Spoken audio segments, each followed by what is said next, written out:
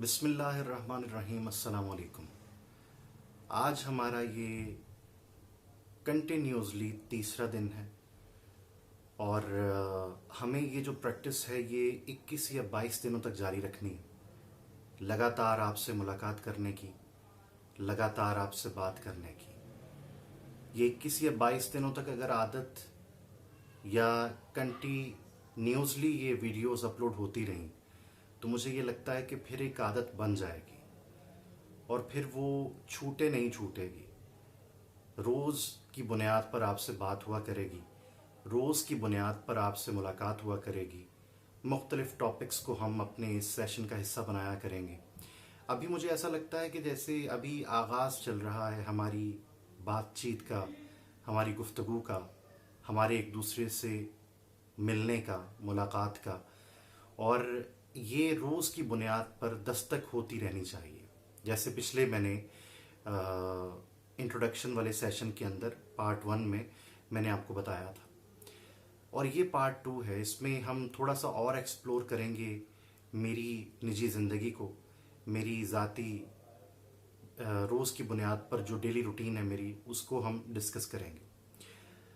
तो कल हमने जहाँ पे बात छोड़ी थी वहाँ से आगे एक छोटी सी गज़ल आपके लिए शामिल करना चाह रहा था, एक नज़म शामिल करना चाह रहा था, लेकिन टाइम चूँकि काफ़ी हो गया था और 8 मिनट से ऊपर का हमारा सेशन हो गया था, तो फिर मैंने ये सोचा कि ये नेक्स्ट सेशन में नज़म या गज़ल कुछ भी हो वो नेक्स्ट सेशन में आपसे डिस्कस करूँगा।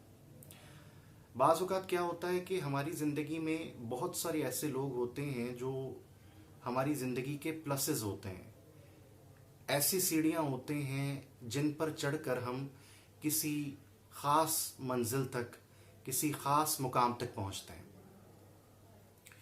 बिल्कुल उसी तरह से कुछ लोग ऐसे भी होते हैं जो हमारी ज़िंदगी के माइनस होते हैं, यानी वो जब भी हमारी ज़िंदगी में किसी भी लम्हे में आते हैं तो हम अपनी ज़िंदगी में बहुत सारी चीज़ों को दिल बर्दाश्ता होकर छोड़ जाते हैं, बहुत सारे कामों को दिल बर्दाश्ता होकर छोड़ जाते हैं। हमें उनके साथ रहना अच्छा नहीं लगता, हमें वो एक नेगेटिव एनवायरनमेंट, टॉक्सिक एनवायरनमेंट में सांस लेना भी मुश्किल लग रहा होता है। उलझन महसूस हो रही होती है कि हमारी ऐसी क्या गलती है जो ये इंसान हमारे साथ इस तरह का सलूक रवा रखे हुए है।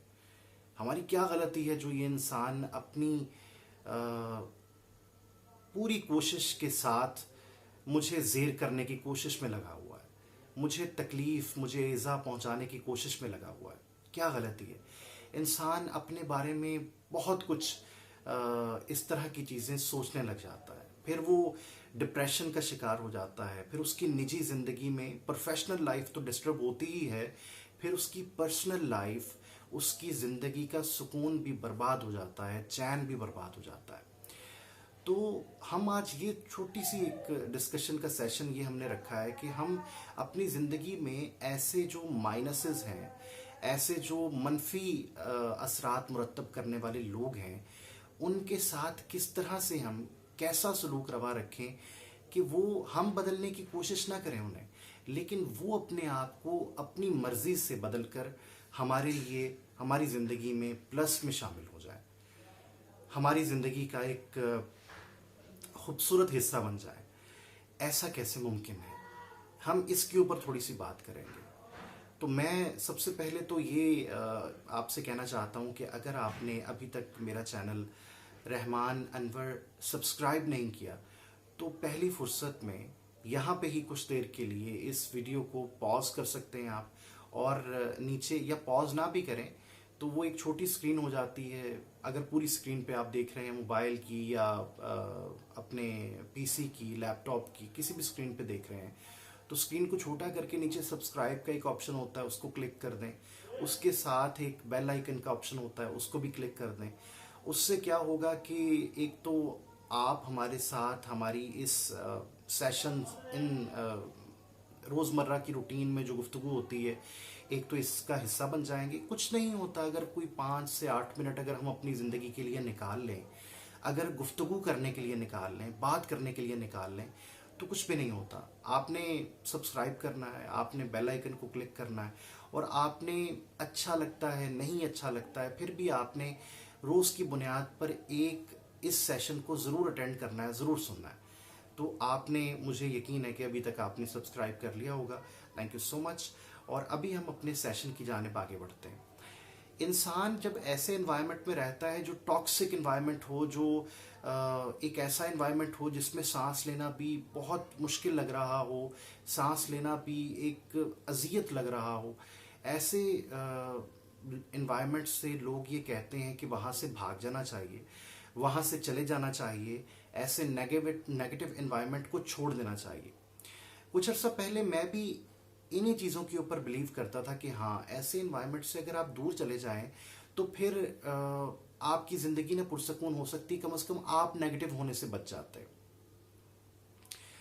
फिर मैंने कुछ अरसे के लिए इसके ऊपर रिसर्च की, मैंने अपनी ज़िंदगी के अंदर नज़र दौड़ाई, मैंने कोशिश की जानने की कि जब मैं ऐसे इन्वायरमेंट का हिस्सा बनता हूँ, या जब जब मैं ऐसे इन्वायरमेंट का हिस्सा, माहौल का हिस्सा बना हूँ, तो क्या हुआ है, तो मेरे साथ क्या हुआ है, तो मैंने क्या किया है। तो मुझे ये एहसास मिला, मुझे ये पता चला कि हाँ, मैंने अपनी ज़िंदगी के अंदर वहाँ से भागने की कोशिश की है, ऐसे इन्वायरमेंट को छोड़ने की कोशिश की है जहाँ पे नेगेटिव लोग मेरी ज़िंदगी का हिस्सा थे, या वो बुरे असरात डाल रहे थे मेरी निजी ज़िंदगी में, मेरे प्रोफेशनल लाइफ में। तो भागकर मैं जिस भी दूसरी जगह पर गया, वहाँ पे भी कुछ लोग ऐसे थे। अब ये तो कानून फितरत है कि आप किसी भी जगह पर जाएं, ये एक फितरत है लोगों की कि पूरी दुनिया में हर जगह पे कोई ना कोई ऐसी जगह होती है जहाँ पे ऐसे लोग पाए जाते हैं। आप किसी भी ऑर्गेनाइजेशन में जाएं, आप किसी भी जगह पे जाएं, वहाँ पे ऐसे लोग मिलेंगे आपको।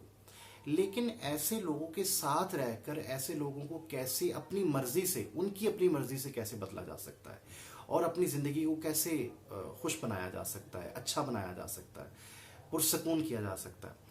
सबसे पहली तो उसमें बात ये आती है कि जब ऐसे लोग हमारी ज़िंदगी का हिस्सा बने तो हम आहिस्ता आहिस्ता आहिस्ता आहिस्ता खामोश होना शुरू हो जाएं। अगर वो कुछ भी हमें कहते हैं हम उसका जवाब ना दें।